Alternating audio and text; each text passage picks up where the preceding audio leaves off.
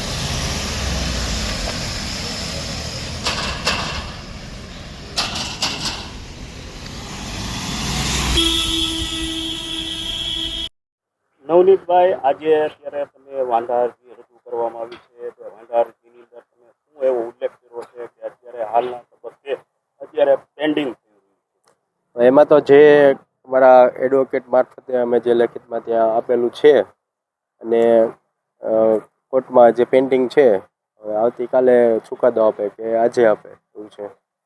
જો આની અંદર જામીન થઈ જશે તો આગળના તમારા રણનીતિ શું છે? જે કાયદાકીય રીતે અમારે લડત લડવી પડે, કદાચ હાઈકોર્ટ સુધી જવું પડે તો અમારી લીગલ ટીમ છે, હાઈકોર્ટ સુધી જઈશું. જે આરોપીઓ હતા, મુખ્ય સૂત્રધાર હોય તો પણ ભલે, અને કોઈપણનો વ્યક્તિનો રોલ હોય, એ તમામ રોલ એસઆઈટીની તપાસમાં જે ખોલ્યું હતું તે એસઆઈટીની ટીમે તમામ આરોપી જે તે રોલ હતા તેની રજૂઆત કરી હતી અને વાતચીત કરી હતી. અને અમે પણ જે કંઈ આરોપીનો જે રોલ હતો, જે જામીન અરજી મૂકી હતી, એના રોલને જોઈને માન્ય સુપ્રીમ કોર્ટ અને હાઈકોર્ટના જજમેન્ટ મૂક્યા હતા. તો આગળ પછી કોર્ટ પરિષદનો સબ્જેક્ટ છે કે આમાં આગળ શું કાર્યવાહી કરવી. હાલ અત્યારે પેન્ડિંગ શા માટે છે? આખો જે ઓર્ડર આપવાનો આજે અથવા આવતીકાલે આપશે, જો કોર્ટ જજ છે તેમના દ્વારા? એ તો કોર્ટના ભારણ ઉપર હોય છે. હવે આજે સાહેબને ભારણ ઓછું હોય તો આજે આપશે, નકર તો પછી કાલે આપશે, નકર તો પછી ડેટ પડશે.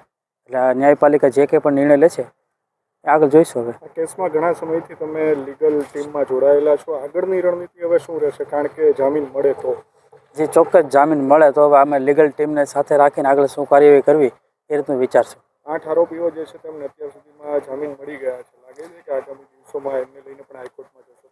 એ તો હવે લીગલ ટીમ અમે નક્કી કરશું કે આગળ શું કરવું છે.